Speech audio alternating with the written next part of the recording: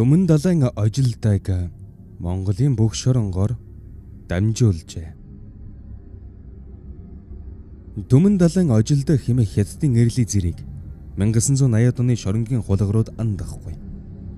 Майнтын шоронд ялан дийлж явсан тэрбэр анх 15 настай байхдаа найзынхаа чихийг сэт хазаж гэмтээгээд хөөхтийн колонд очсон байна. Тэнд байхдаа гэмт хэрэг үйлдэж насанд хүрээд томчуудын шоронд очжээ.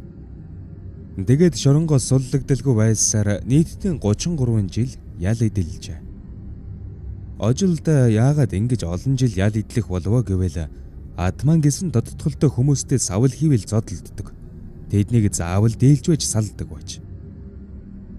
Дэмж учраас хэд хэдэн хүнийг худгалж гэмтээсэн байна. Тэрбээр нэг газар удаан байх юм бол ихээхэн нэр нөлөөтэй болж тогтвол засангийн удирдлага түүнийг Монголын бүх шоронгоор дамжуулжээ. Гэвч ажилдаа шинэ газар дөнгөж очиутаал зодоонуудын хийж бодлон тарьдаг байж.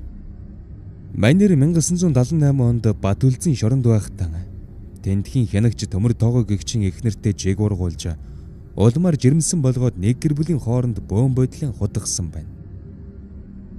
Тэгээд дэглэм дээшилж Майнтын чангад иржээ.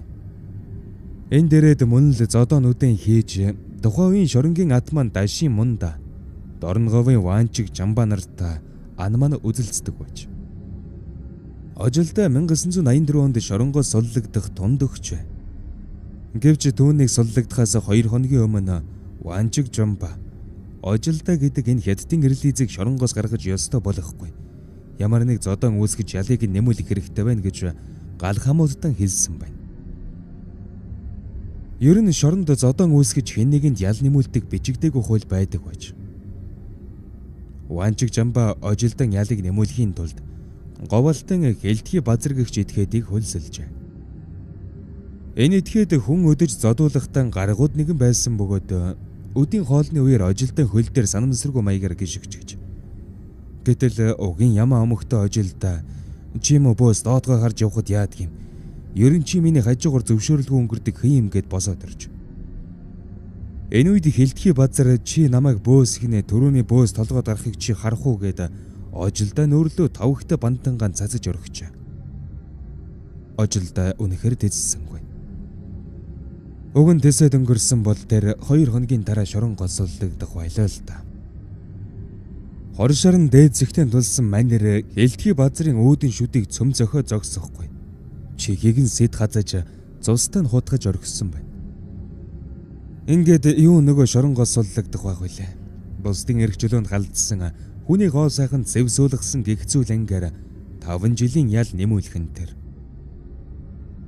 Харин 1989 онд Ванчиг Жамба гяндлуулчихсан байсан бөгөөд энэ үед ажилдаа шоронгоос суллагдахдаа одоо намайг хинж хорж чадахгүй.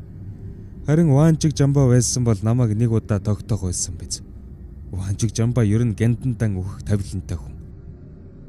Би наранд гарч яваад Ванчиг Жамба гянданд нь өхүүлэх талаар төлөвлөгөө боловсруулна гэж хэлж байжээ. Гэвч Ванчиг Жамба гянданд өгөх нь байдгүй. 1990 оны үед шоронгоос суллагдаад Дөрлөх Дорнгов аймагтан очиж амьдрал зохицлож байгаад 1993 онд өвчнөр өөд болжээ.